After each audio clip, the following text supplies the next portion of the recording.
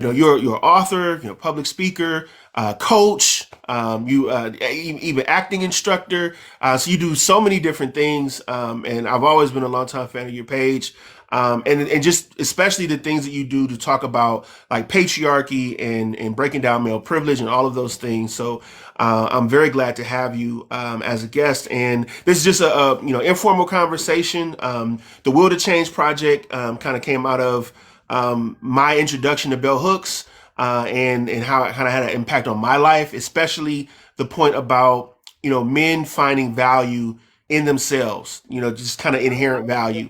And so this series was kind of created to really help to break down different aspects of patriarchy, and I feel like claiming space is definitely part of that. So, do you have any? Oh, can I just say I wrote a 30-page paper on bell hooks in college? Awesome. I love bell hooks. She was the beginning of my introduction to intersectionality. So yeah, it's very cool. No, absolutely, absolutely. So, if you want, we can just hop into it and take it from there. You okay? Totally, totally. Can I just say something that I'm super excited about that I've been dying Abs- to say? I haven't said it yet. I just found out last night. Okay, this is a totally unrelated subject. And hi, everybody, for coming. I just am in Successes Magazine's Women of Achievement Influence article as of yesterday. And That's I couldn't awesome. believe it. And I didn't think it was going to actually happen. And it was on newsstand, so I couldn't find it because I'm not in New York right now. I'm in Ithaca. So I had to call my poor boyfriend and beg him to go to Union Square and get it for me. And he sent me all these pictures. And so this has been something going on for like months. And I didn't know if I'd make it in, and I made it in. So I'm really excited. But I That's just know that. I'm incredible. so excited. Do you want to so let's start there. Can you just tell us a little bit about you, your journey, and we can hop into like what is patriarchy? Like in your words.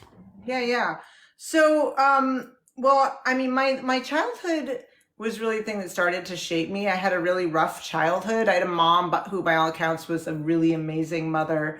I just want to honor her. Her name was Mary Louise Marini Vancort. She's actually been a missing person now for over 20 years. But she ended up, when I was 4.5, getting late onset schizophrenia. And she ended up kidnapping me.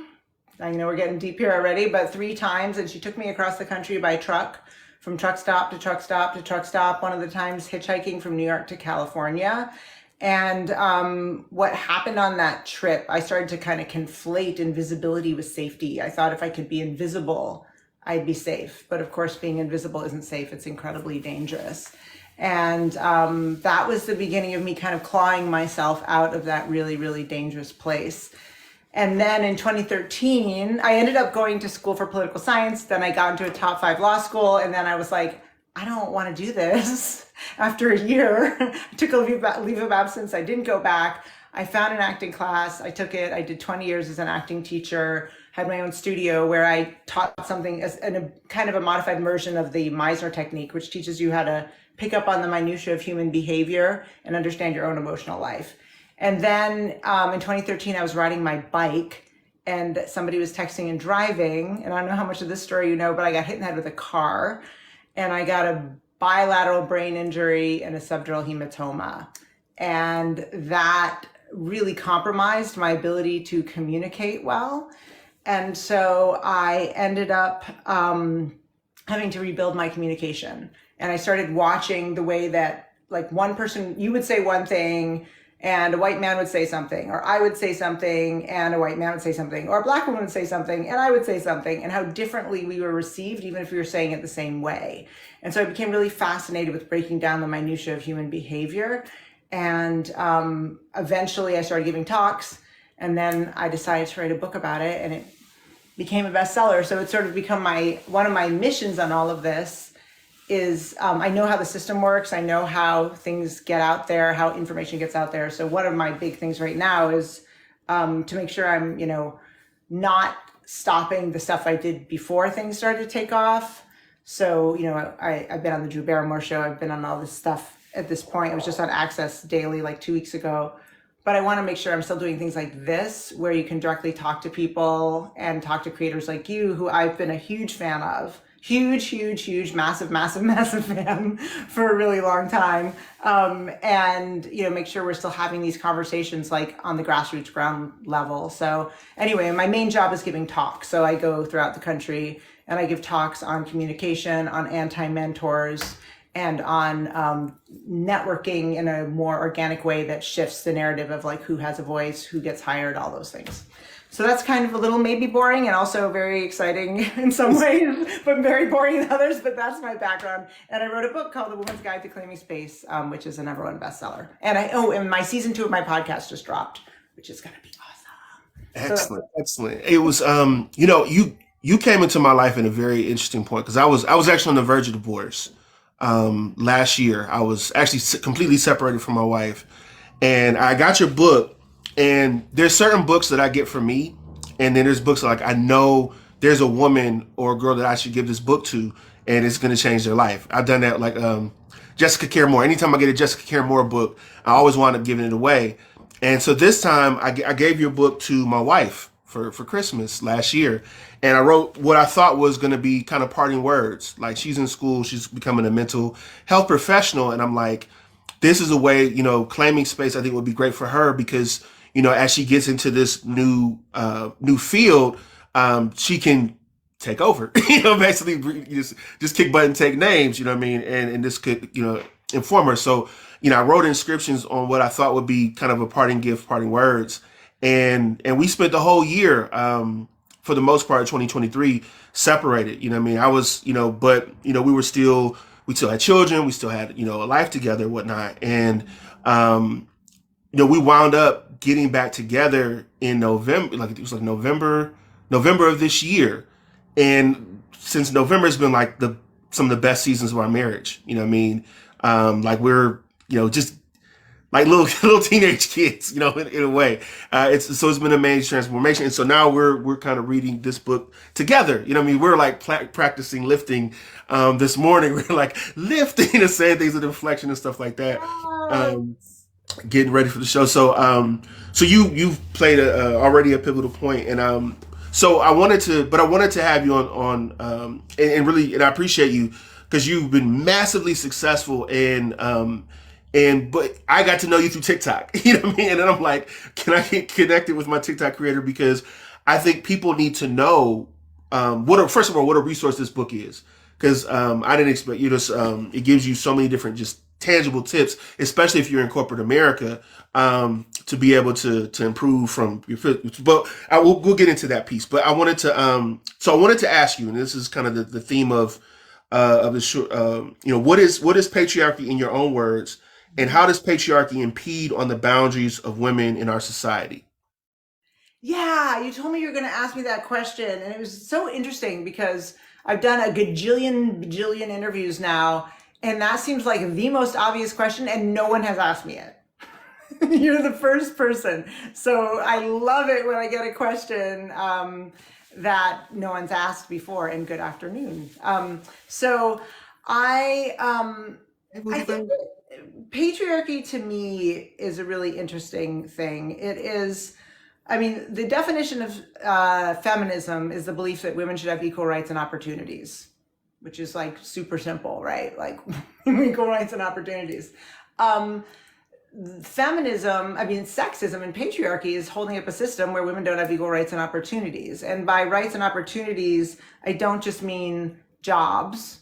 I don't just mean the traditional idea of the glass ceiling. I don't just mean like trickle down feminism, which is my least favorite kind of feminism in the world, which is this idea that like if we break the glass ceiling, everyone will be fine. Which is like now, like, first of all, how many people are terribly worried lying up at night being like, am I going to be CEO tomorrow? Will I make 10 million or 20? Like, not many people. In fact, the thing that really is they're finding for women is something called the broken rung, which is that the first promotion that is supposed to be that women apply for or are passed over for. So basically, there's a ladder in your life that you climb in your career, and that first rung for women is broken. They get passed over for men because they found that people, when they're promoting people for the first time, they think about the stuff that women have done, and they think about the stuff that men can do. And so, like, they think about men's potential, and you can't possibly win against potential. So women often get passed over. So, so anyway, when I do my work, it's really important for me to talk about equal rights and opportunities, but also the intersection of that and all the other isms. It's like Audre Lorde says, we don't, we can't have there are no such things as single issues because we don't have single issue lives.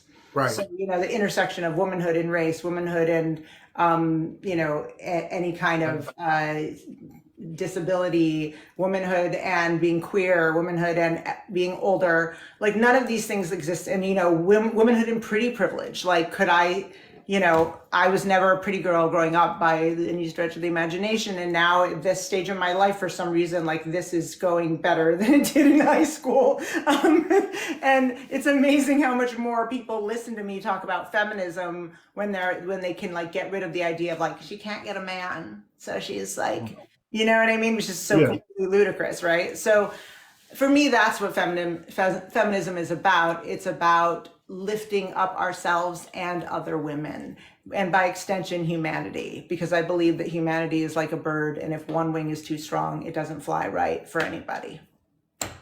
Love that. So when why is it important? Keeping that in mind, keeping like the kind of the patriarchal context that we find ourselves in. Like, why is it important for women to claim more physical space in their environment? And can you give some examples of what that looks like in real time? Oh, I just got to say, one of my mentees, Feisty DP, is here, and I love her with all my heart. Hi. Anyway, so she's an amazing human being, and I love her. So sorry, what was your question? I got distracted because I have mentees, and this is one of my most treasured mentees in the world. So No, yeah. no, perfectly fine. So, like claiming physical space, right? Why is it important for women to claim their physical space when they find themselves in a patriarchal world? Well, because historically women have been told to be small in every aspect of our lives, and we've gotten incredible pushback when we aren't small. So I'm talking about how, if a woman, like I don't know if you can see my body right now, but if I were like sitting in a sort of a meeting or something, Right. and I was like had my legs like out like this, I was like sitting like this in a meeting, like no one, like I've seen men sit like this in meetings all the time and nobody says anything, right? But then a woman does, and suddenly she's abrasive and she's loud and she's taking up too much space. I mean, there is something about the way we move our bodies in space, our physicality, that is really indicative of what a society expects of us. So if we are supposed to be small, we're not just supposed to be small, our entire personhood is supposed to be small. So I think it's really important, not that women like try to emulate any particular style of movement, but that we feel free to move our bodies in space the way that men are allowed to move their bodies in space. So for example, on airplanes, I was on an airplane once and a guy tried to take both armrests. And I was like, dude, like you have the aisle and the middle. You don't get to have like all of it. So I just sat there and kind of like held my arm. I didn't say anything, just held it in the middle with him. And he kept looking at me like he was angry at me. And I was like, nope, we're not moving. And eventually he was like, okay, fine, you get half. And he looked so affronted that I would dare take half. And I think that's part of it, is that women are expected to cede space in every aspect of our lives, how we speak, how we defer to people when we're interrupted, how we move our bodies, how much space we take up physically. And I think that the first step is learning how to use your voice and your body to make a statement. And it's not all about being big. Like, I'll give one quick example. If I'm angry at you and I don't have the words to say I'm angry, I can just do this. And this is a very hardcore power move. I can smile, I can not smile, I can look away from you. You're still going to feel really uncomfortable. And the reason why is that I'm not moving my head. And not moving your head is a huge, huge power move. And that's because usually when we listen to people, we go, especially as women. Even if someone's being mean to us, we go, tell me more, keep it going. Right. And so by not moving your head, you're saying, no, I'm putting up a boundary. This isn't okay. Even if you don't feel like you have the words to say that. No, I love that coaching and those tips. It made me think of spreading, and as a man, like I was socialized to whenever I sit, especially like I'm in a public space, I always sit with my legs like spread open. You know what I mean? Right, exactly. And women are supposed to conversely, keep their legs closed together for modesty and things of that nature. Right, right. And it's inherently unequal. You know what I mean? You think that the armrest you're entitled to it. Like I'm 6'2", so like because I'm entitled to this armrest. No, you know what I mean? You should be able to negotiate that space so that it's fair. But we ultimately don't do that. We Oh wait, are ultimately you don't having do that. feedback? Because I'm having feedback. I'm getting feedback. Oh, stop. Sorry. No worries, no worries. Absolutely. Um, Boyfriend who I did not put this on do not disturb because I have ADHD. So I apologize. Yeah, no, I can continue with what you're saying. I apologize. Sorry about no, that. absolutely. In your book, you talk about imposter syndrome and the Yeah. importance of knowing your worth. Can you talk a little bit about like, someone that might be struggling with either their own insecurities or maybe even internalized misogyny? Like, how can someone, have to help navigate that or overcome imposter syndrome? Right. Well, I mean, I think the first thing is that I've really changed my tune on imposter syndrome. I think that if you think about, there's been so many people who I've worked with or I've done Q&A with in a talk, and I've said, did you always feel like an imposter? And they said, no. And I said, okay, so when you didn't feel like an imposter, were you different? No. Okay, so when did it start? Oh, when I got in a really toxic work environment. So for me, I think it's important for us not to put the imposter syndrome on ourselves as if it's a pathology, but to question whether we're in a space where we are made to feel like an imposter, like we're made to feel like we don't belong. And that can help you sort of realize right away, like it's not about me. I go to MIT every year. I work with the Office of Minority Education, and I do work with the young people on communication and presentation skills. And this one young man who had come from nothing, from his own words, this is not me, he said he's from the ghetto. And he was like, I'm from the ghetto. My mother, I was an orphan. I had all these things. He made it to MIT, the best STEM school in the world. And people came up to him on the daily and said, oh, you just must feel so lucky to be here. They were lucky. Their parents had money.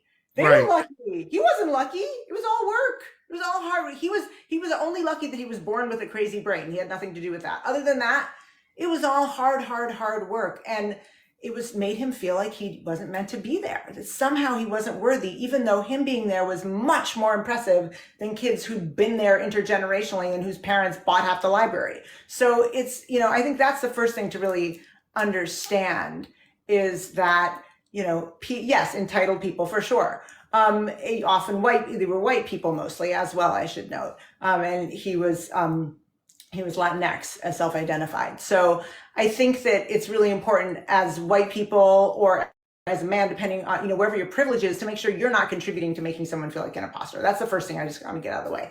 The second thing, though, is that we also do have those messages from our anti-mentors, that voice in our head that was like, you're not enough. No matter what you do isn't enough. You can come to me and ask me for support, and sometimes I'll give it to you and sometimes I won't, but it will have nothing to do with what you've accomplished. And that's crazy making. That's actually how they keep people gambling, is by intermittent reinforcement. Mm. And so I think that when that happens, my friend, this is kind of a weird thing, if you guys will bear with me. So my friend's a trauma specialist, and she uses this with her trauma patients. And I started using it with my public speaking coaching and my presentations coaching, and it would transform people. It's a very strange exercise. I talk about it in my book, but it will help you in the short term for anything you need to do where you need to be strong and brave, even in and out of the office. And so what you do I have time to explain this? You have as much time as you would like. Okay. So what you do is you imagine that you're walking into a ship. And those ships with the spokes, with the wheels, the captain. Yeah.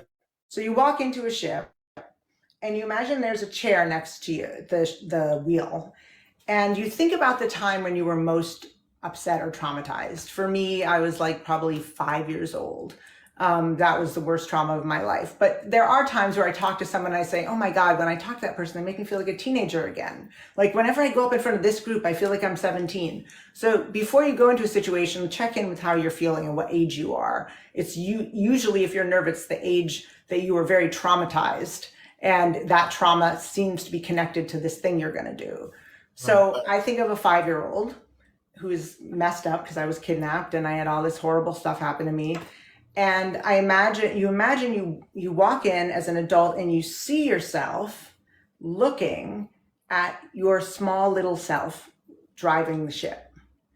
And so I see a little scared 5-year-old who doesn't know how to drive a ship. So I walk over to the 5-year-old and I put my hand on her shoulder as an adult and I say, I know you're really scared and you absolutely should be scared because you don't know how to drive this. But I do. I am supposed to be here and I do know how to drive this. So I'm going to have you sit down in this chair and I put my hand on my little person's shoulder and I say, and I'm going to drive and we're going to be okay. And then I put my hand on the wheel and I look forward and I drive. And once you get into that space of like, oh, your adult self knows what's going on. It's the kid self who thinks they're an imposter, the one that got the message they weren't enough and they shouldn't be listened to, or they were traumatized.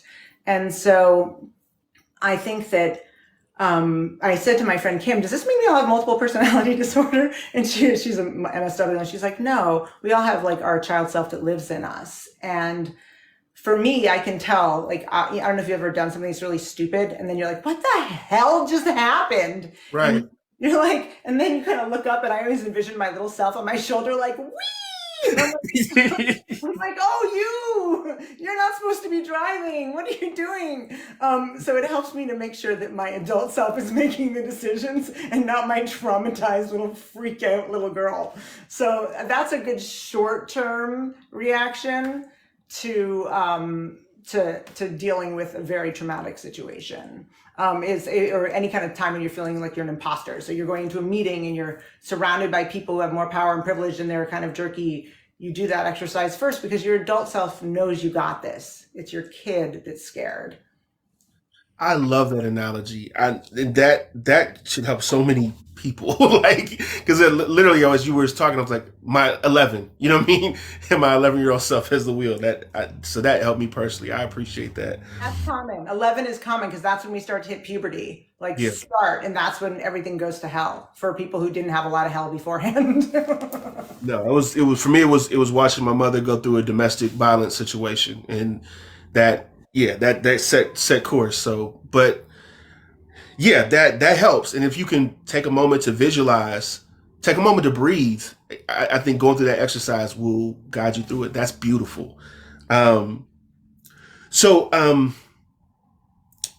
this kind of goes in hand. Like, I don't know how you feel about like red pill talking points, but specifically with regards to knowing your worth, like when it talks about like the body count situation, conversation where it's like, oh, depending on how many bodies you have or how many people you've been with, that lowers your value as a woman. I wanted to really get your take on that because we get a lot of that on this app. Almost like the fair market value of a woman, and it's rancid objectification. I'm just laughing at how crazy it is. Sorry, go ahead. No, go. I just wanted to get your thoughts on that, or for someone who maybe has, especially specifically a woman who has internalized that conversation, and maybe feels kind of that's true about them. Like, what would be your advice as far as like knowing your value and reaffirming your value, depending on regardless of what your body count is, or those life experiences, the fit, feminine, friendly, all of that stuff. Insane. Okay, I mean, first of all, like, I don't want to have sex with someone who doesn't know how to have sex. Why would I do that? That's like having sex with an 18-year-old. They don't know what they're doing. They're like, "Wah!" Like, do I want to replicate that? Like, I don't even understand that at all. I just don't get it. Like, I don't want to be with a man who wants an inexperienced woman. Right. That says something about the way he is in his situation. I want to be with a man who has his own experience, knows what he's doing, and appreciates that I do. We're going to have a better time. Like, it's the most completely backwards thing I've ever heard in my life. Like, Why would you ever, ever, ever want to have sex with someone who hasn't had a lot of sex? I mean, as long as they've done all their testing, like, awesome, you know? I mean, I guess if you believe that you're somehow impure, then go have immature and inexperienced sex with a pure person. I don't know. It's so irrelevant to me that I can't even believe it. Like, I'm like, you guys do you. Like, you go do you, because I want to do me and have lots of fun. No, and that you're absolutely right. Like the within in the incel culture, more men get isolated, and don't actually deal with women as human beings. The more ridiculous the talking points and the rhetoric becomes, and it's dangerous. So thank you. I think that was a great response. Like, There's just no, you like, it doesn't even seem to be. Yeah, I want to be. She just had some feisty says, I want to be a beneficiary, not a professor. Hello. right, Let me, exactly. here's what we're going to do, honey. Let me explain to you female anatomy. And I don't want, I mean, if a man wants to be like, this is what a man looks like, and I'm like, okay, like, go find that for yourself. That's great. Not my thing. Each his own. So, And I know you started out telling like your personal story, and I know you go into that in the introduction of your book as well. But I wanted to revisit that a little bit and just talk about like how you developed your affinity for other women and how you began to develop as an advocate for women specifically. huh, such a great question. Well, I started giving talks on communication. I've always been a feminist, but I didn't really get what that meant. I was a feminist in the ideas of my head, but not how I lived my life, which is really common, I think. That, you're like, I'm a feminist, but I'm going to just do all the things that are going to be counterproductive for myself. So I think when you have trauma, I think you just do that sometimes, and you haven't had a lot of therapy. I have been fully therapized. Not that I think it's ever done, but that helps. I think that therapy and all of the different things that we're talking about really make a difference. But for me, it was giving talks and having women follow me to the bathroom. Mm. And they would, after the talks, they'd be like, I got to ask you a question I didn't want to ask in Q&A. And they'd be like, that guy who said he never gets a word in edgewise in meetings?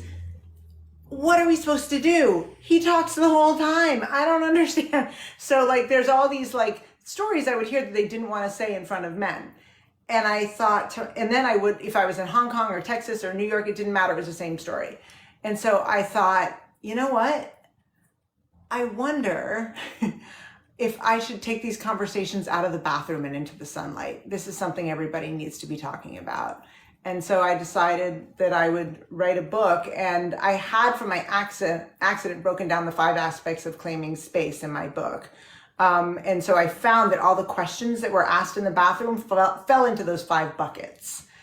And so that was really the beginning of me being a more public feminist. Although the work I did when I was an acting teacher, all of our student showcases, which were big events with packed houses, always had stories. I had wrote a lot of my own plays because I couldn't find plays that weren't written by white men back in the day. It was all the white male experience. And so I started actually asking students questions and writing stories from the inspiration of my own students and their voices and their struggles. So for me, every aspect of my life has been sort of trying to live that. Once I started to kind of realize what was going on, and the life that I had been living had been I had been making myself small. And I think it's very important. I think one problem I find with a lot of the feminist movement, particularly white feminism, and sometimes is this idea that like we are victims of everyone. I agree that it's an unfair system, but I think if you think of yourself as a victim, you will behave as a victim. And I think the more important thing is like, you guys can do your patriarchy thing, but I'm going to come over here and I'm going to do my thing and I'm going to kill it. And I don't care. I care, but I'm not going to let your idea of my intelligence and who I should be in your eyes dictate my behavior. We're not victims. We don't need to be victims of men, and a lot of men don't even know they're participating in patriarchy. So how on earth are they going to unravel it? I think women need to start working on unraveling it and lifting each other up and focusing on that, more than anything else. And that's sort of my big thing. And also white women need to make sure we're not just lifting up white women, and that we're lifting up people of all, anyone who's facing any kind of ism, because to me, it's like a tapestry, and, it's all interconnected. You can't divest any of these isms from each other. No, absolutely. I love that. And I love like the fact that you identify as a survivor and not a victim, you know what I mean? And that you're moving in that. I think that's a work for and a clarity and a realization for women to come to, not for men to victim blame and say, "Oh, well, you just have a victim mentality." Like that's not the work of men. Men are to dismantle the patriarchy and stop doing the things that create either victims or survivors, however they decide to identify. And so many times I'll get into conversations, whether it be race or sexism, where the person who is a part of that privileged class that's participating or benefiting from the oppression is the one that wants to use the term victim or victim blaming as a way to, as a form of deflection. So I love that. I think it's Uh, easier. Oh, sorry, go ahead. no, after you. Well, I think it's easier to do that. Not that it's an excuse, but I think if you don't have to look inward at your part in a piece of the oppression puzzle, it is much easier to live in this world because you don't realize that you are participating in a system that is harming other people. So for me, I went through a pretty radical journey on race. And of course, as a white person, I'll never fully understand it. That's just a fact. But I think that the journey that I did go on was very painful. And they've actually done research around whiteness that when people start to understand whiteness better who are white, they go through a process similar to a death. Literally, they go through the stages of grieving because they realize that the world that they were living in was not the real world, and that they were living in this parallel universe and didn't see all these things. My friend, Dr. Nia Nunn, who I talk about in my book, calls it discovering letters. Her kids would be in the car and they'd see all these things, but they couldn't read. And then one day they were like, A, A, A, B, B, B. And they had been surrounded by letters. They were right in front of them the whole time, but they couldn't read them. And once you start being able to read sexism or read racism and see it a little better, it's painful. And you either have to stop and pull back and get blind again, or you have to make a change because you can't live in the world the way it is and participate in it without trying to make some sort of meaningful impact on it, I think. Nah, absolutely. And you realize it's everywhere. It's pervasive. How does you said a couple things, and it reminded me of when I was like in junior high, went to my first like formal dance or whatnot, and all the girls would go into the bathroom. Like they kept making trips to the bathroom. I never understood it. I never understood bathroom as a group activity.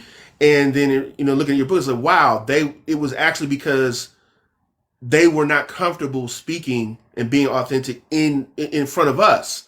And that's a sobering thought. And then, like you said, you realize that you actually participate and contribute to that just by the role of your social position or whatnot.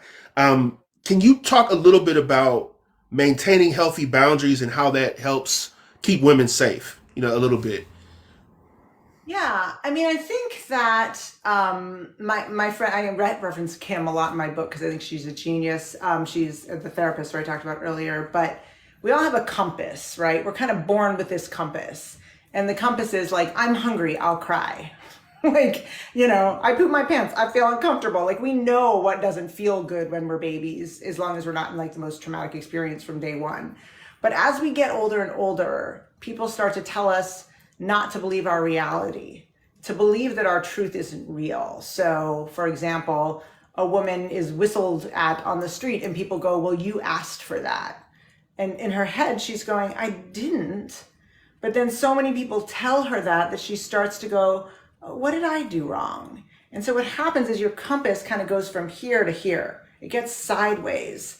And when your compass is sideways, you can't put down a boundary because you don't know your own truth. And so I think one of the most powerful things that women and any human can do is to learn how to look inward and feel that first guttural feeling that you feel and make sure you identify it. That will help you figure out what your boundaries are, because women's boundaries traditionally have been violated right and left. I was just watching this thing with Scarlett Johansson where a reporter, Isaac Mizrahi from way back in the day, literally touched her breast while she was in a gown and was like, "Ooh, wow, your breasts look great." And she said at the time she just froze.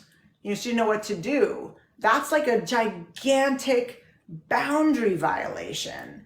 And so we're taught to give up. I mean, taking up the seats in the airport. It's okay if I don't need any boundaries there, or I can be interrupted repeatedly, or my voice isn't as important, or people can comment on my body. These are all boundaries that we need to be able to say, you know what?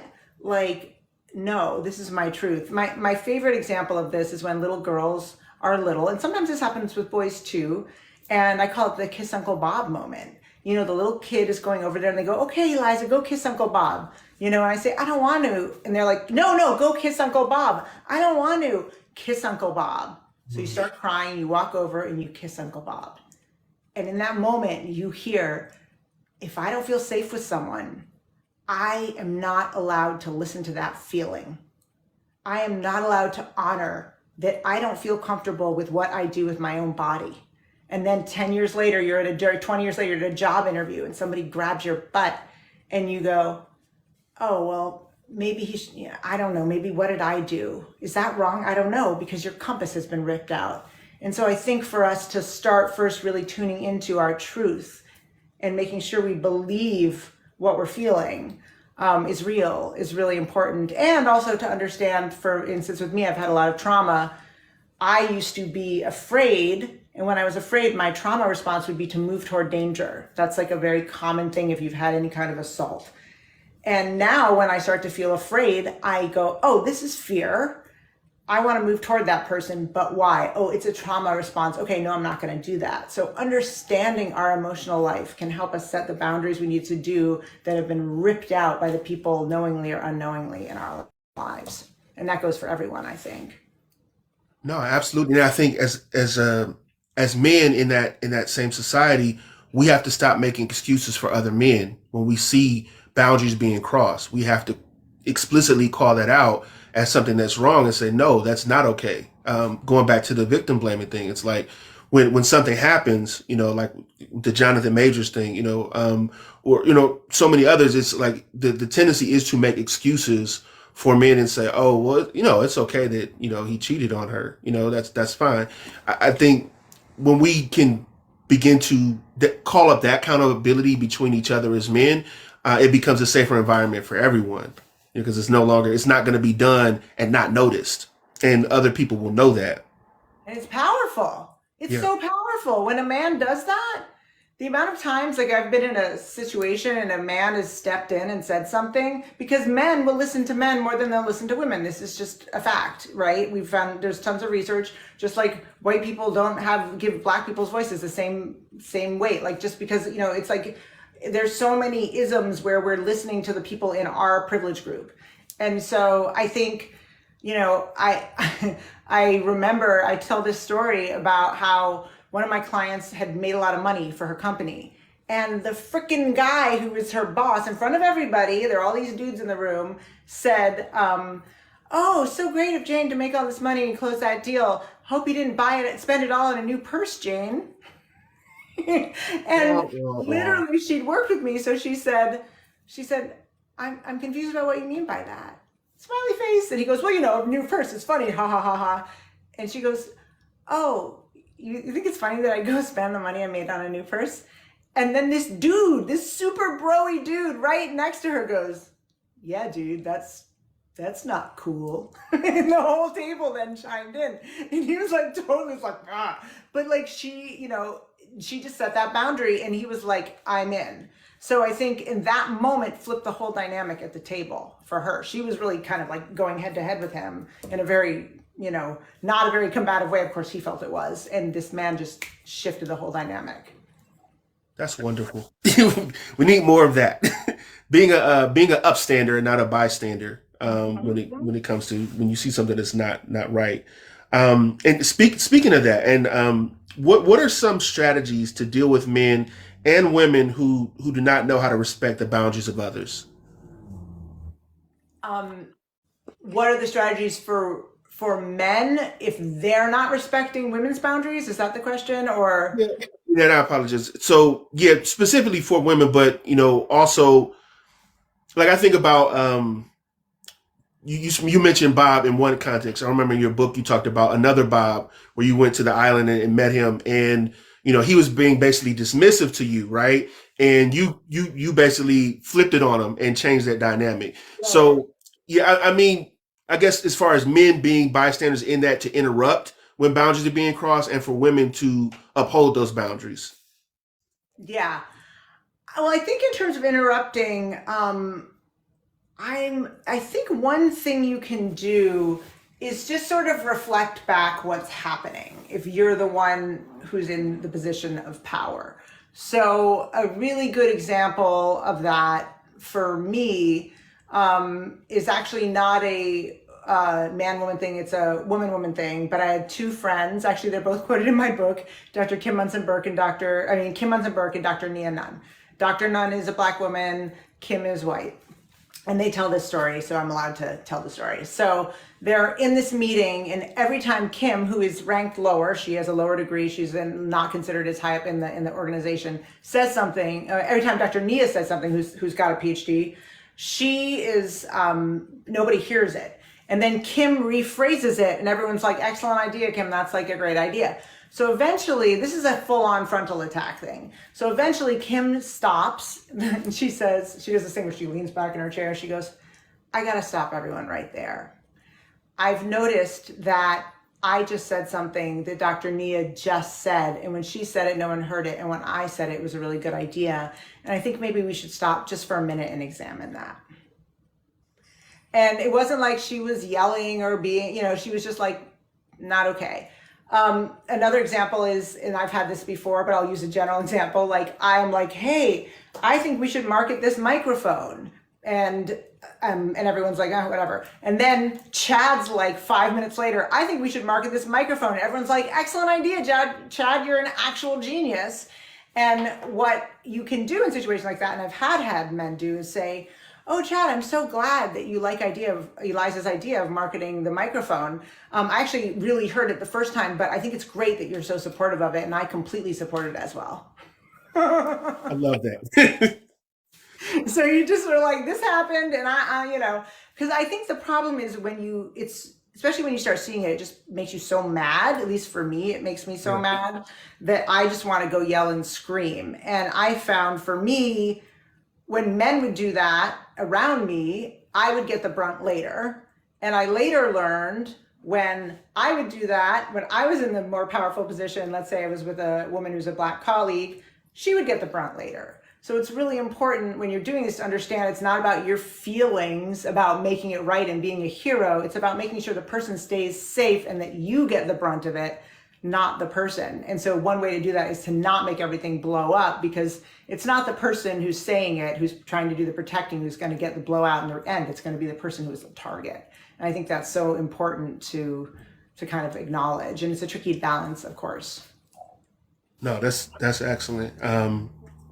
So I wanted to circle because we talked about it a little bit, but on my platform, and I did a live about this on Saturday. We were talking about great culture, and uh, I was trying to explain the great culture pyramid, right, and how sexist attitudes help normalize harmful behaviors. Can you share your thoughts on that? How the joke that we talked about earlier, like that, just that what seems like a harmless joke, or just oh, that's just him. He just has some old ways. Like those type of baked in attitudes help to support like the degradation and eventual assault of women and men.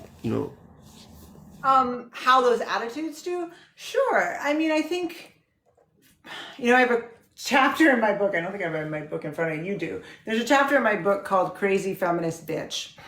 And it's a chapter about how there have been three basically umbrella concepts that have been used to oppress women.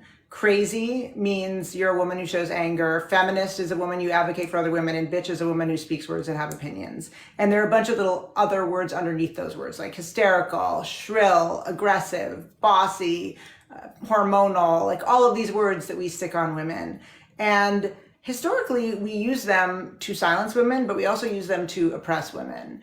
And I think that if we are able to start deconstructing those things and seeing them, we're going to be able to actually stop it in its tracks. I think a huge part of the problem is that most of us don't know we're participating in our own oppression and the oppression of others. And so a lot of it, I think, is like what you're doing right now, which is just like your whole page is like deconstructing this. It's like, I'm going to bring focus to this.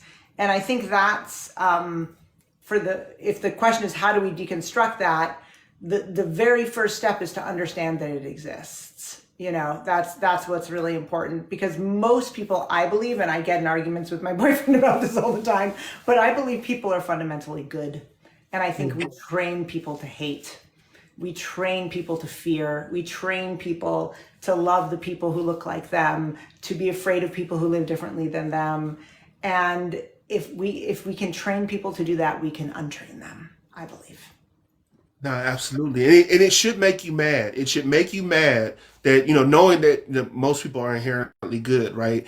And people get defensive about protecting their goodness, but if you consider yourself a good person, it should make you very angry that more nefarious people are using you as camouflage to do their nefarious work, right? If I've never assaulted anyone, I've never put a hand on anyone, wouldn't hurt a fly. But Right. your attitude and the way you think is actually providing camouflage so women can't tell the difference, because your behavior, your thought patterns are similar up until the very act, right? Right. Um, and that brings them on when you bring up crazy feminist bitch, right? One of the things I like is that you use kind of the superhero mythos throughout your book. Like you talk about Superman and Lois Lane waiting at Antarctica and things like that. Can you talk a little bit about like being your own heroine, you know what I mean, so to speak, and what that looks like? Yeah, I will. And I just have to say that I fought to have cartoons in my book. So I have first aid for mansplaining cartoons, I have first aid for interruptions. But my absolute favorite cartoon, which I don't know if you remember in the book, I actually, this is not to put my merch out there, not that there's anything wrong with that, but It's great. I fought to make action heroes, and that is Yes. my niece, that's my other niece, and that's me. And we worked. This one was like, I want my butt bigger because I'm actually a real woman and I want to look like a human. And Marana was like, I want my afro bigger. And I was like, I don't want my stomach to go in. I've had 3 children. So we ended up doing these action heroes. And yeah, I think, so repeat the question so I can specifically answer it, but I was on the right track with my cartoons. No. Talk a little bit about what is, because the one that struck me, because I remember like the Superman movie was one of my first movies I ever actually went to the movies to see, and you talked about Lois Lane being stranded on Antarctica, and she's just saying, "I'm not waiting for Superman to get some cat out the tree. I'm going to save myself." So if you could just talk a little bit of what it means to just be your own heroine in that, and not waiting for like a man or someone else to come save you in that regard. Yeah. Well, I mean, women are taught to have a man save us. Like that's what we're taught. And even when I was younger and I was going to college, I was getting on the plane to go to Boulder. I was with my boyfriend at the time, who ended up being my husband of 20 years. Still a very good man. We're still friends. But unfortunately, we are no longer together. But we're still very good friends, thank God. And we have 3 beautiful children, including my nephew. So we have 4 and so yeah, very lucky. But we were getting on the plane, and my father was crying, and he said, "Take care of her, John Paul." And I was 18, he was 18. Like, why did he have to take care of me? I was perfectly capable. But he was like, I'm passing her to you, and now you will take care of her. Yeah. It wasn't take care of each other, which would have been beautiful. It was you take care of my daughter. So, and my father is an amazing man. I just want to say I love you, Dad. But I think that story, when I was little, I wanted to be Lois Lane. I want to be Lois Lane more than anything. I wanted him to take me and like fly me in the sky. And then I was like, wait a minute, like waiting for Superman to take me on a joyride when I have 0 flying skills myself is a poor choice. Like, what if, there's an emergency He gets to decide like if he what the emergency is, if it's worth him taking care of, and then he has to drop me off somewhere. I can't fly. I'm stuck possibly in Antarctica with penguins as he goes and flies and like saves the world, and I'm just waiting, hoping he'll pick me up. Like this whole thing is poorly thought out. So I decided that if I wanted to be, a superhero, that I would have to become a hero myself. If I wanted to be near power and powerful superheroism, I wasn't able to do that for a long time. I got really good at helping other people do it, and thank you to Marissa D. I got really good at helping other people do it, but I wasn't doing it myself. And the moment that I learned that I could do it myself was the moment my whole world cracked open. And I think there's a big difference between relying on somebody and loving someone and sharing your intimacy with them and appreciating them and wanting them to save you. Right. And I want my partner to rely on me, and I rely on my partner. I want to be intimate. I want to, be vulnerable with him. I want to tell him when I'm scared, but I don't want a situation where I feel like if he wasn't there, I couldn't do it myself, because then the relationship gets toxic because you're relying on that person. And as soon as you rely on someone, you lose your ability to actually stand up for yourself, which then puts the entire relationship in a really weird power dynamic that is toxic for both parties and just can harm the relationship so much. No, absolutely. Yeah. It made me, what you just said made me think of it's an old adage where men say when they're getting ready to get married, oh, she's going to make an honest man out of me. Right? No, you should have been an honest man. Why are you waiting to get married to become an honest man? Why are you waiting to get married to find your emotion so that she can be your emotional self for you? You know what I mean? I'm trying to find my peace. My wife and I was talking about that before. No, you should bring her peace. You should have peace in you already, and together you form a greater peace. But you don't look for someone else to be your peace for you. If a man needs me to make him honest, he can go find somebody else. He can go do some therapy. I need a man who starts honest, like, come on. By the way, I just want to say all the comments here are wonderful, and especially Mercy D, but everybody is like just so engaged and I love it. It's so interesting. Like, one thing I think is really cool about TikTok is how we can have these moments of community like across the world with people we've never met before, and have these moments of like real connection and everybody sort of sharing their experience. I think it's very cool and being supportive of each other. So anyway, thank you to everybody. No, Yeah. absolutely. So my girlfriend said about Hot Dog Blaster 2, no more fixer-uppers. That's Yeah. what she said. No more fixer-uppers. I'm not fixing anybody up. They ought to be, no one's perfect, but they can have some, windows that need to have like little help with maybe the trims coming off, but I'm not fixing up a house, I have my own trim problems on my window. No, absolutely. Hot dog blasters. I want a partner, not a project or a child. Mm-hmm. Very aptly said. Um, I want to talk quickly about male entitlement. Like how does male entitlement transform into like anger and bullying and like sexual harassment? Like what are some of them and what are some of the methods that disrupt that behavior? When you see that someone's entitled, they're becoming they're overstepping boundaries. Like what are some ways to disrupt that behavior? I actually call this hyper-privilege disease. That's my little term for it. I think that if you think about a child who has no boundaries and who gets everything they want, right? So the world is for them. They don't need to follow the rules. There are no rules. You know what I mean? Like that child can't self-regulate. Like they'll have tantrums. That child is not going to be kind because they haven't been taught to think about other people or the consequences that happen if they don't think about other people. Spray them with water. That child, that child is going to be not necessarily someone who can follow rules because they don't think the rules apply to them. So if you are brought up in a world where you get certain things because of who you are, so we'll take an extreme example, like somebody who is from intergenerational wealth, who has tons of money, who is male, who is tall, who is good looking. They're going to walk into a space and get whatever they need.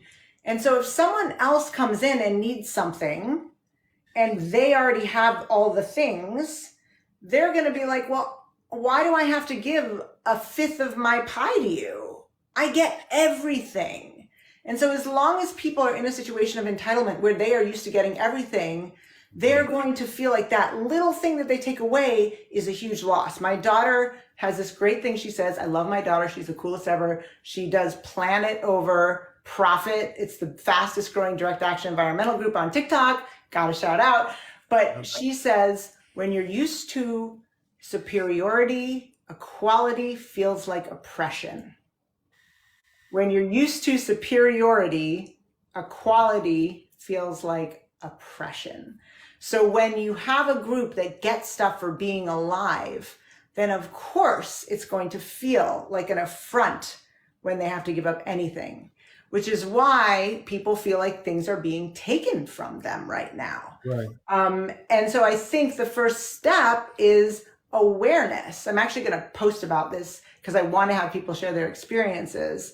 But I think that it's really, really important for everyone in a position of power to acknowledge their privilege. And most people have some form of privilege, even if it's just pretty privilege. They have some form of privilege. What are you getting that other people aren't? And do you feel like you're being cheated when you don't have that? If everyone would just examine that, so much of this whole structure would fall, because it's all based on I get, because that's just what I get, not thinking that other people aren't getting it, you know? And I think that is so, so important. I mean, if you ever want to explain somebody oppression, this is how I describe it. We all start out life. Peggy McIntosh has the invisible backpack. I have a slight twist on it.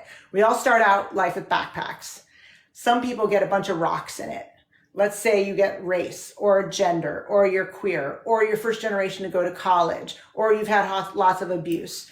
And you walk up this hill, and you're walking up and you're tired, and everybody's walking because it's a steep hill. Nobody's on a flat hill. Everybody's on a steep hill.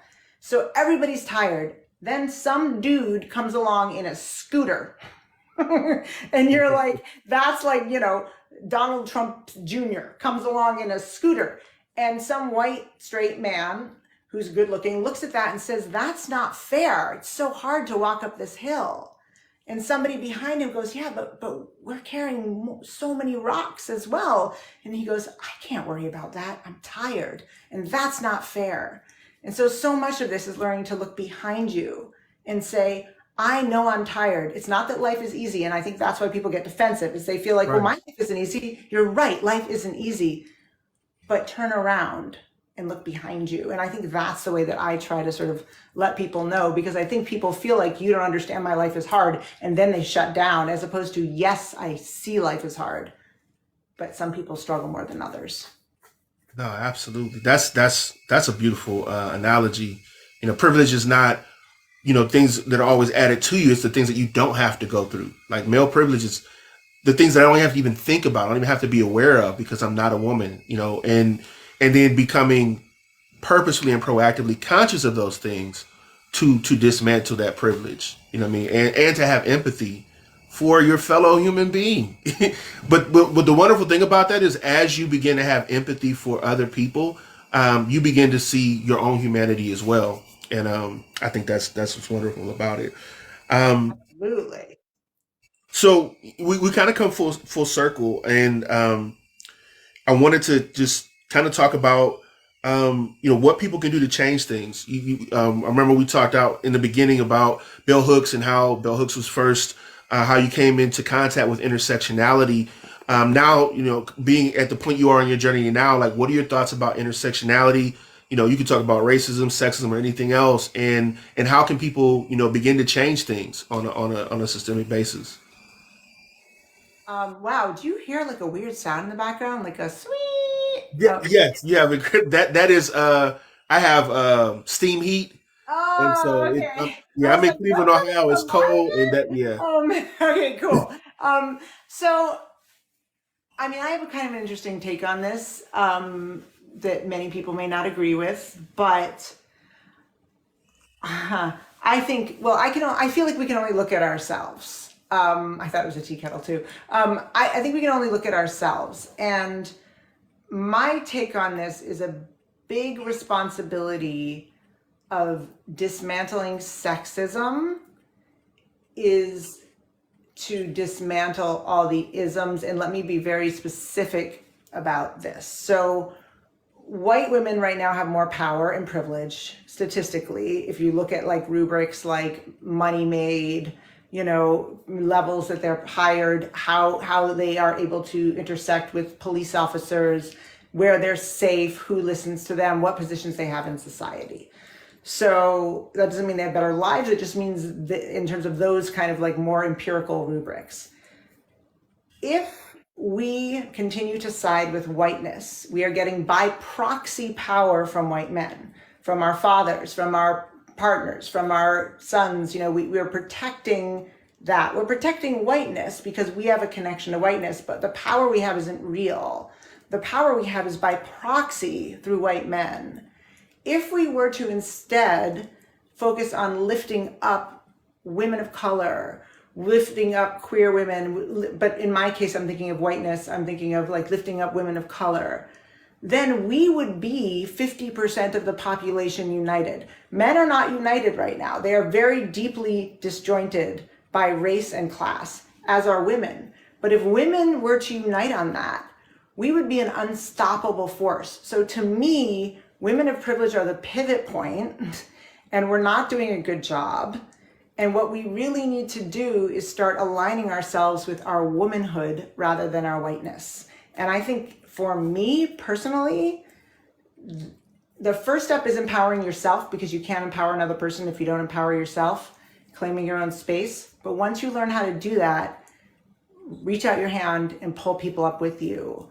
And if you do that, I think that's where the real transformation can happen. And that's where I don't think we can count on men right now. Historically, they have not really come through. There are people like you that are amazing.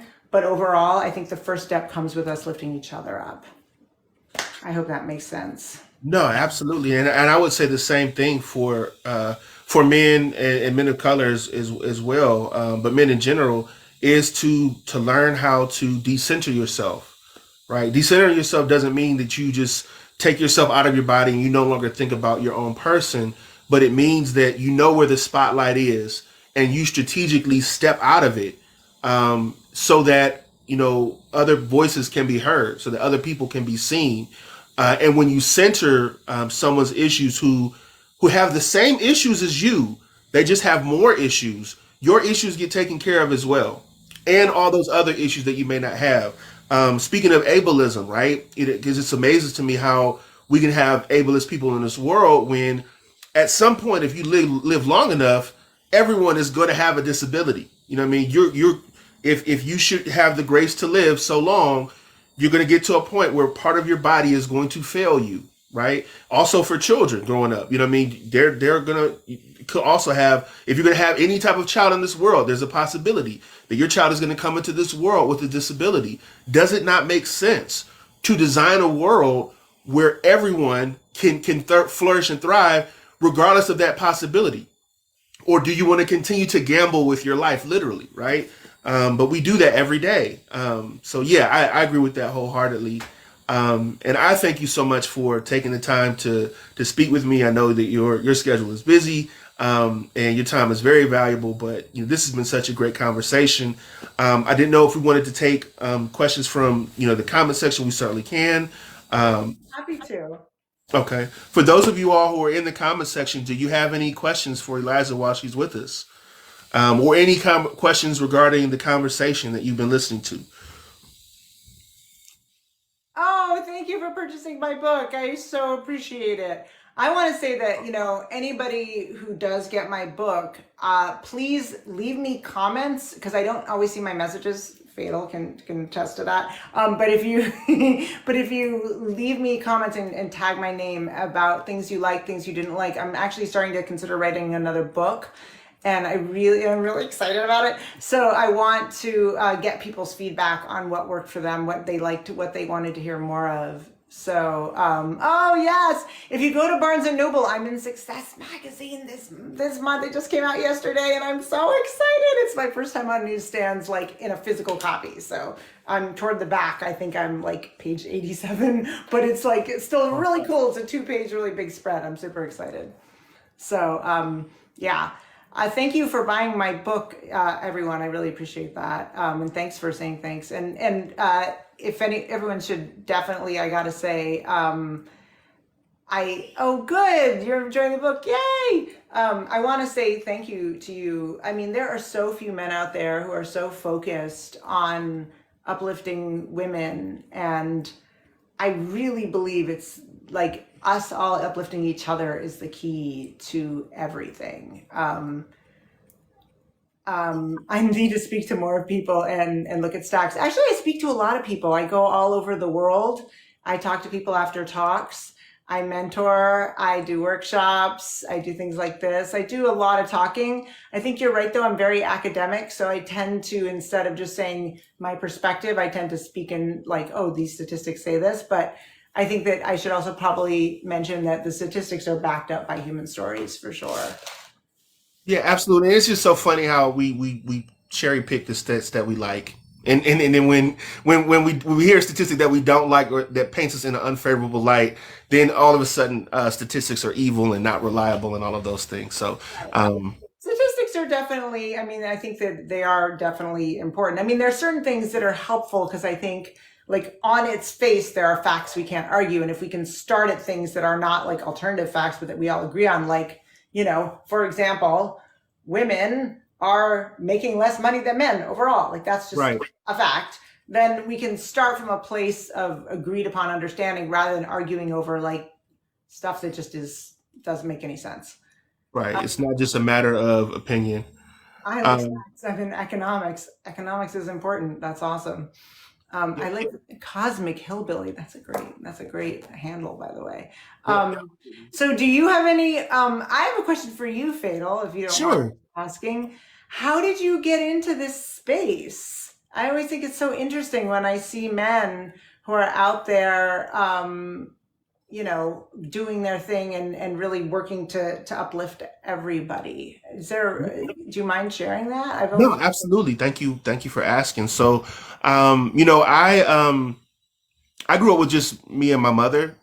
So it was, and that was my core. Like that was how I learned how to love, how I learned how to appreciate life. It was my mother who taught me to take time and smell the flowers. You know what I mean? But as I grew into a man, of course I was looking for male validation, and I happened to, when I moved back to Cleveland, met my wife.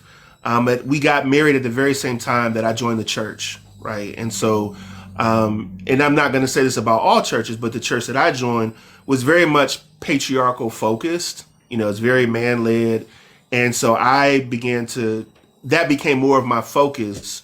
Being a deacon and sharing the gospel and being a priest and provider and protector and all those things, then actually building with my with my spouse. You know what I mean? Actually, laying a foundation for my marriage and learning how to be a father and all of these things. So that went on for about 10 years, and I was singing the choir, and I held just about every position I could, everything but pastor or be a trustee or something of that nature. And I just came to a point where I was just on empty. Like I was singing, you know what I mean? But I like to sing with my soul and to actually minister to people. But I was just empty. I felt like I wasn't feeding anyone, and no one was being fed, and I wasn't being fed either. And so maybe the biggest decision or best decision I made was I decided to step down. And curious enough, when I stopped going to church every Sunday and Wednesday and Thursday evening and just being in that kind of hamster wheel of work and church and home and putting on a mask, by the way, in each location, I started really looking at myself, you know what I mean? And, my marriage was not in a good place. And it took, and I, eventually got into therapy, at the request of my wife, which was a crisis. It was like, hey, listen, if you don't get into therapy, we're not going to be married anymore. And so it was a combination of, getting into therapy, stepping down from the church and spending time with myself, reading books, and then feeling my mortality. When the pandemic hit, right? I was already kind of searching for myself, but I got very isolated in pandemic. I caught COVID, and I didn't think I was going to be on this earth anymore. And I really had to think, what is my legacy? What am I leaving behind? Not in tangible things, not in money and things of that nature, but just in memories, right? How are my daughters going to remember me? How's my wife going to remember me? Um, and I felt like we were at a point where we weren't going to recover, and it was like more so at that point just trying to remain friends and companions. But as I started to deconstruct Christianity, and I got on this app and started to decolonize and really deal with my internalized racism, I started to see parallels between racism and sexism, and the very same things that I was arguing against white people and other groups as well, was the very same thing I saw black men doing to women with regards to sexism. And it was the same exact language. It was the same, almost sometimes the same exact words, the same logical equations. What I mean? Just swap out race with gender. And I was like, surely, if I just kind of bring attention to that, men will begin to see it. Black men and other men will begin to see, like, oh, wait a minute. The very same thing that I'm complaining about as far as oppression is the very same thing that I'm doing to other people, in this case, women, but not just women, also with homophobia, also with transphobia. It's the same exact thought pattern. You know what I mean? And so at first I did like a carousel of, just speaking on different topics, but more and more, especially with suppression, I just started to speak on one topic, as far as, sexism, in the hopes that somehow the people that need to hear that message will hear it regardless of what the algorithm is doing, right? And so that began to bleed into my personal life, where now the things that I'm talking about and the ideas that I'm reading in books, I'm beginning to live. You know what I mean? And it just with any skill, and you talk about this as far as how first, it seems like when you're learning a new skill, it's like you really have to work at it. And then afterwards, in stage 4, now it's like second nature. And it feels good to be getting into that part where at least some of this stuff is second nature to me. Like and I love that. And that when that happened, that's when I began to transform the way I could communicate with my wife and the way we could solve problems and do conflict resolution and make plans. And I'm just so thankful that I got the opportunity to still be with my partner, that fate or destiny, whatever, allowed us to still come back together, because a lot of people don't get that second chance. Yeah. So now, yeah, I'm all in. I believe that misogyny and sexism actually hurts men as well. And it puts, just like racism puts people who identify as white in a box, and it also polices your behavior. It's the same thing for men. When you invest in a patriarchal system that doesn't think you're human either, you are dehumanizing yourself as you're dehumanizing other people. And I believe that as men begin to dismantle misogyny and sexism, they'll be able to see their own humanity as well. And some of the things that they're complaining about will actually be resolved, because it's not women doing that to men; it's men doing that to other men. The men at the top are oppressing the men at the bottom, and convincing men that as long as they can oppress women, that they should be satisfied with that. And that's a terrible state of affairs. That's the story of oppression. That's the Yeah. story of oppression. I mean, I had family who died in the Holocaust on my father's side. My father is Dutch and a Sephardic Jew, means he's a Spanish Jew. My last name is actually Franco. But my opa changed it to Vancort when he moved to this country, because he was worried the Nazis would make it here, and the Nazis were identifying Jews by their last names if they were Spanish. So, because all the Jews fled the Inquisition from Spain to Holland. And so those were the only people who were in Holland at the time who were who had Spanish last names were Jewish. So my name changed from Franco to Vancort when my opa moved here. And I took this, so I was very interested in how does that happen? How do you get to a place where you can have so much hate toward a person? And I saw this, and this wonderful teacher, Professor Manning Maribel, you should look him up. I think he's at Harvard now, but I was at CU Boulder at the time. He showed this video that they'd made of propaganda of Jewish people. And it was Jews playing basketball.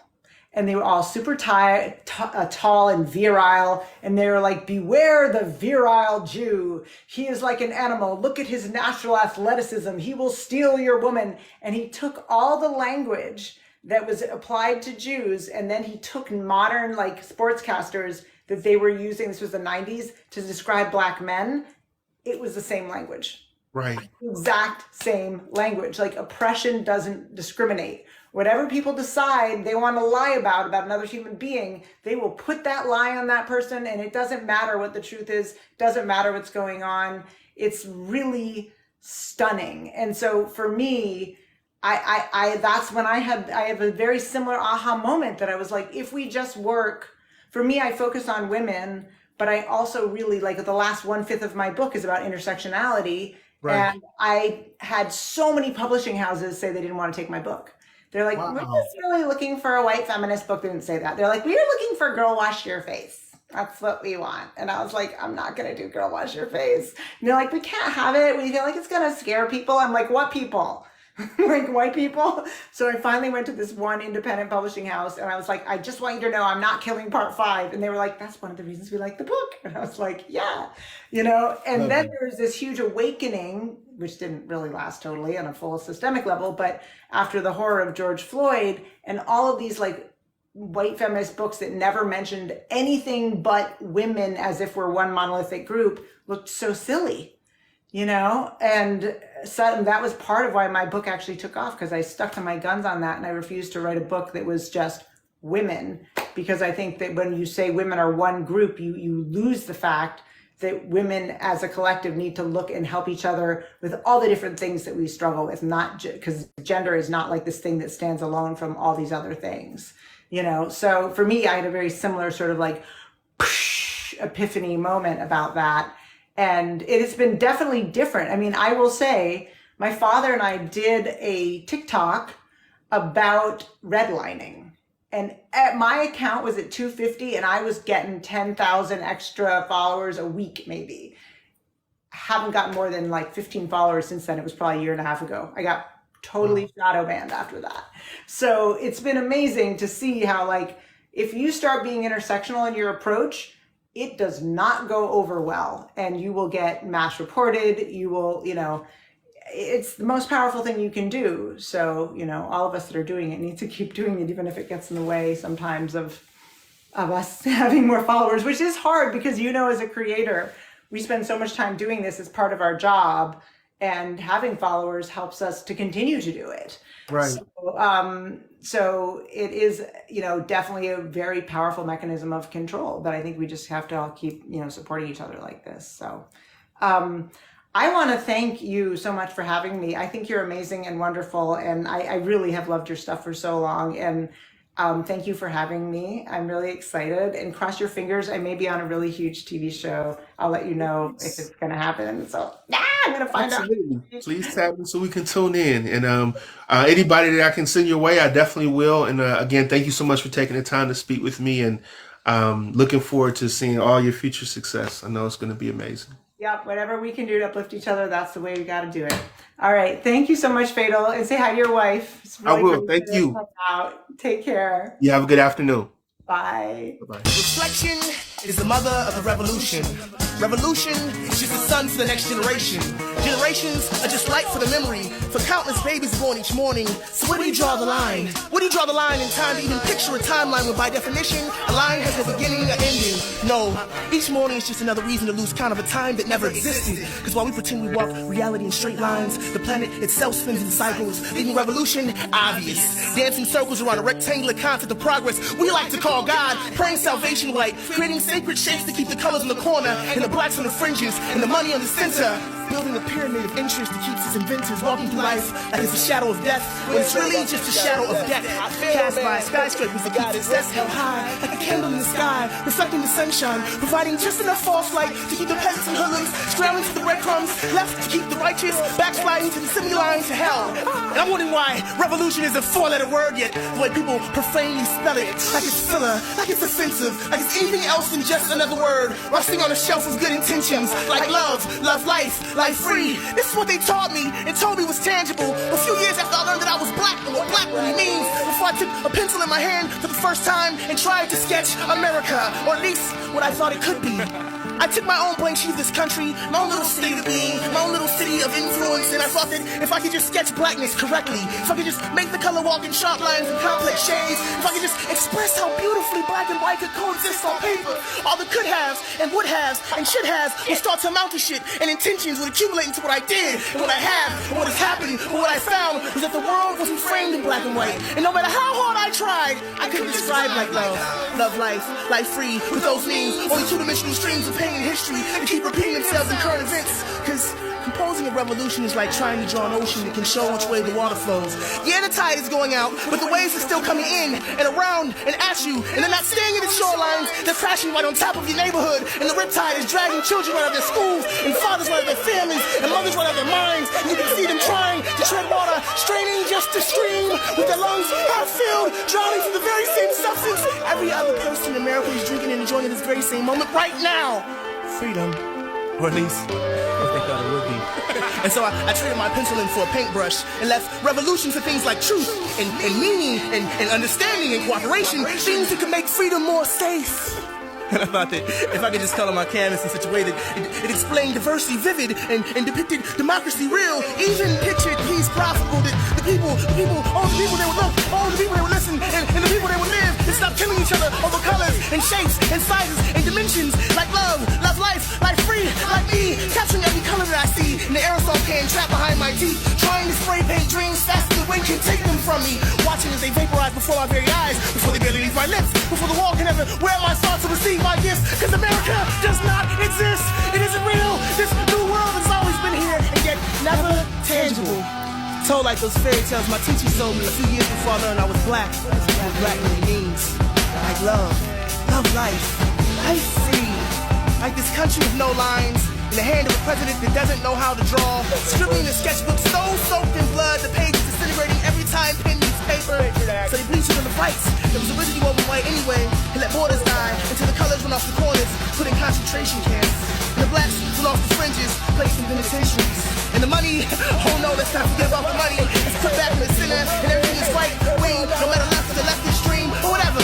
As long as it flies and blends into a sky so covered in clouds, population can't see the ground. They just walk on faith and pray to a God that lives in a box and can't define his own face or her own sex or its own shape.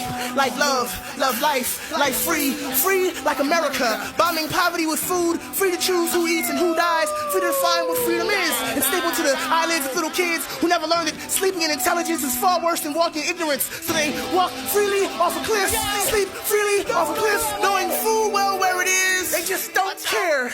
They just don't care because they see what I see. Much to say between the moments of our games and repartee. There's never much to read between the lines of what we need and what we'll take. There's never much to talk about or say aloud, but say it anyway.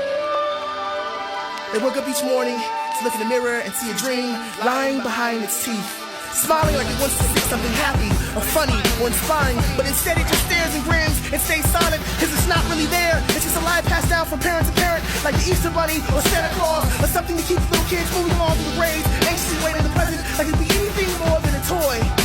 That's why I play games with my time and look surprised when it's so broken. When the minutes are bleeding out of its beady eyes, when the months are sticking together like fur, coated with what used to taste like candy, but now just resembles the cavity that torments my waning smile. And I'm old and I'm gray inside, with black and white so smeared on my soul and psyche, it became my religion, raping the body of my sanity until truth and lie became the last of the relatives of my family. So I traded in my paintbrush for a son, and I thought to myself, if I could just teach this one baby that God has blessed me with to like love, to search for it as if it were a lost brother or sister, to want as if it were the first teddy bear I placed in his crib, if I could just raise this one child to love life, to admire and cherish it, as if it were the finest art, to treat it as like it was priceless, and collect every piece of it, to learn the forgotten craft of creating life. Life would be free. My life. All life would be free through my son, and would be free through my reflection. And that's when I realized